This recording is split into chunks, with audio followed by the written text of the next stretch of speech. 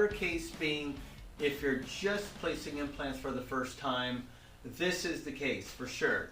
It's a premolar area on the upper, which is excellent. You have a native natural tooth next to it. It gives you some guidance as to the line angle. Easy to take x-rays to follow your pins if you're placing pins to check your angulation. You have adjacent tooth behind it, so you get your mesial distal direction from that as well. It's got excellent bone and it's got excellent sinus height right there. So let's look at the treatment assessment first, and then we're going to look at the CT. So here we go. We've got really great bone. So the bone density is a green. There's really no constriction. Actually, it's better. So that's the positive of that one. So that's a green. On the constriction, the facial bone is excellent as well. The sinus is light green, and the ridge height is yellow, only because we have a little defect right here, and I'm looking at the little defect here on number 14. So we're looking at this missing premolar, and what do you do, and is there anything really to look at that's really important when you are deciding on your first implant and things like that? Probably one of the most important things is obviously medical dental history. You want to make sure that the person's going to be able to heal, that they're not on blood thinners, things like that are extremely important. But here, in his case, he's got full occlusion. It's going to be easy to restore. You've got really easy access to place that implant here. The only thing, he's got really ground down front teeth. He's definitely a grinder on his front teeth here, but that shouldn't have any effects to this first premolar. The first premolar site here might be a tissue defect where you have the bone slagging down a little bit here, so you have to make sure they don't have a big high gummy smile. If this is somebody that has a big broad arch and a big high gummy smile, then you have cosmetic concerns definitely to contend with. They're not going to like that. The tooth is going to look fairly long because that defect is there and it drags the tissue down around there. You might have to, if you're inclined to do periodontics, where you do some sort of tissue graft from the palate to thicken that up, that could help out if this is a real cosmetic situation. So if it were a big cosmetic situation where you do have a high lip line and a broad arch and you see their first premolars and you see the gum tissue there, that's something you want to work with your periodontist to do, and ask them if they like to do a pre or post implant placement. So I would say post implant placement, because while I do a surgery you may not actually need. There's some tissue contouring techniques you can possibly get away with that make this look pretty nice. But overall, this is a great, great, great starter case for anybody looking to place their first implants. So let's look at the CT now. Here we go. Now, here's what kind of bone we have. We have excellent bone quality. We have a nice ridge coming out here where the facial plate would be. And I believe this patient looks like they probably had a socket graft going on there. So you can see the old area of where the tooth once was. So that's pretty cool. That looks like mature bone. It's been gone for a while. This is the tooth next door that has the bridge. So that's kind of what you're looking at in terms of occlusal load. Pretty much straight down from where the bone is actually showing. If we go to the canine over here, same thing. The occlusal load is pretty much straight down in line with the bone. So your implant placement is going to be looking pretty much in line with this bone. You're going to be kind of coming out here. That might be even a little tori. But that's how you're going to be looking at putting the implant in here. You're going to want to follow the contour of that. You could even angle that a little more this way, but that's fine. So let's put an implant in and see what that looks like. Okay, so here's our implant. You can put that just about anywhere. You've got a very wide ridge. And what I do is when I look at a ridge like this, you flap the tissue over. I actually look at where is my point of insertion. So I look at something right about there. And I will, I'm now moving the whole thing. It's easier just to do this. So when you flap the tissue over, you will see this architecture of bone. So what you could do is measure from here inward, so you can guesstimate that you got to be about 4.5 millimeters in from this edge. You want to look at this contour as well.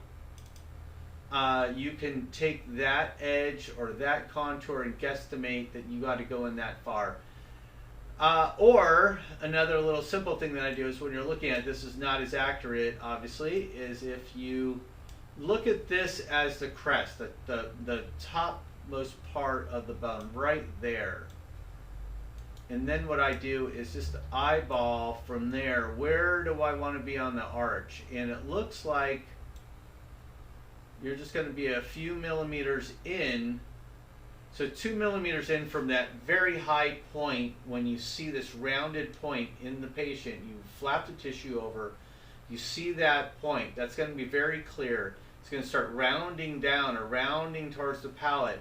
You just want to go a couple millimeters in from there, and then you want to do your osteotomy. If your osteotomy is a little bit off like this, you will feel actually that bone on the crestal side. So you would be hitting the crestal bone, and the thing would actually push you away. So you're not going to really find that to be the case. It'll naturally push you away, and you'll naturally go into the contour of that. Just don't be heavy-handed. If you're a very heavy-handed dentist, hopefully you know that you are or you aren't, that if you're going in, don't push and drive this in.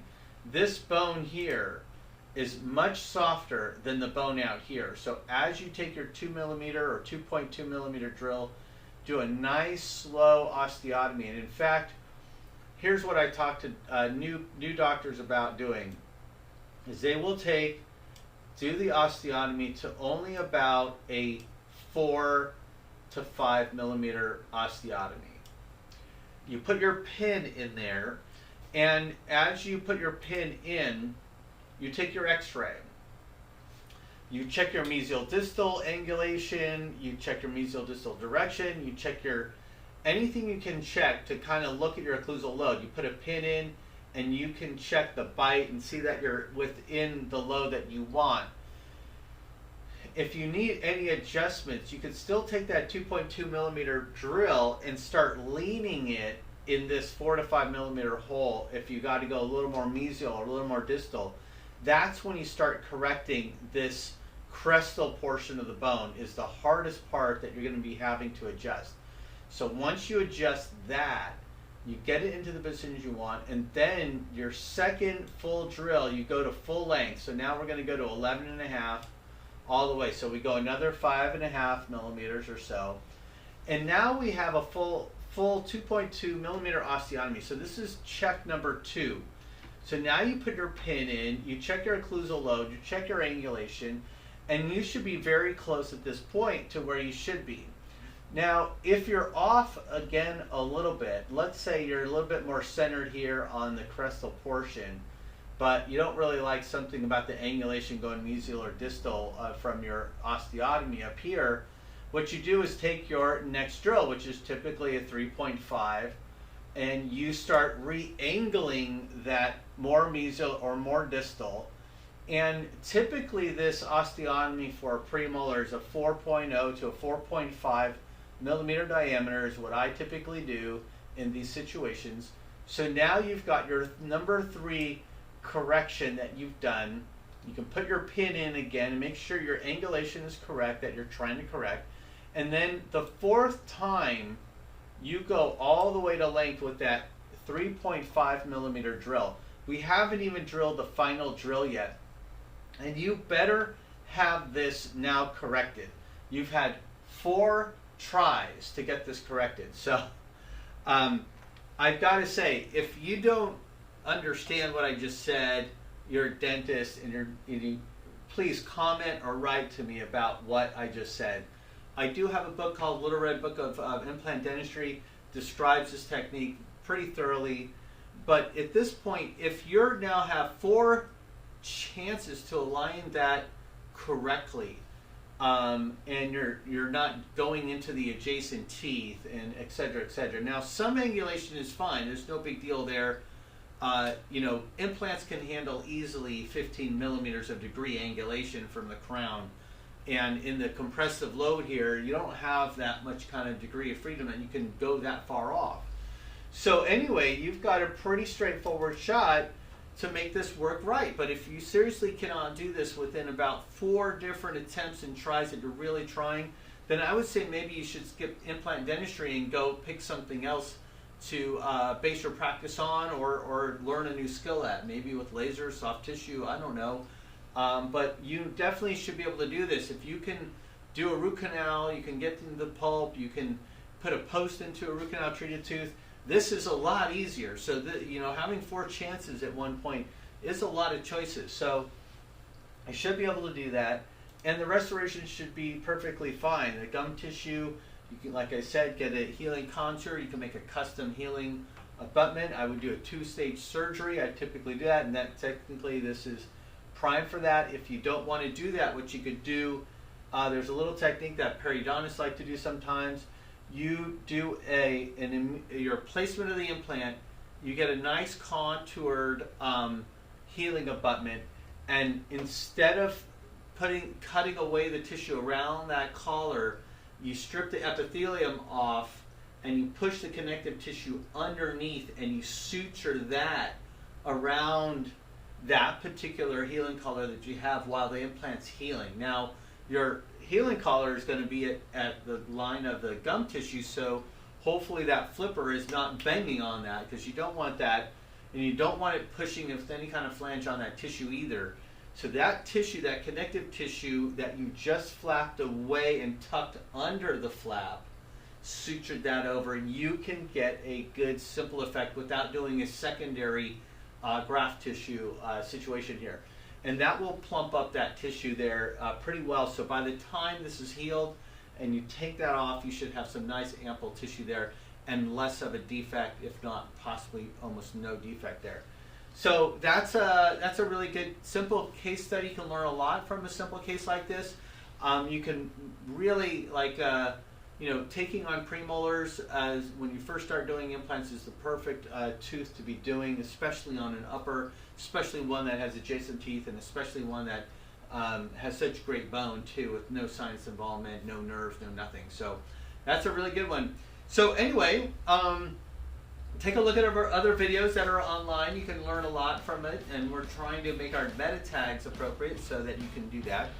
If you want to learn more about advanced general dentistry and full arch rehabilitation, subscribe to us on our YouTube channel and like us on our Facebook. And yeah, lots more videos. So thanks.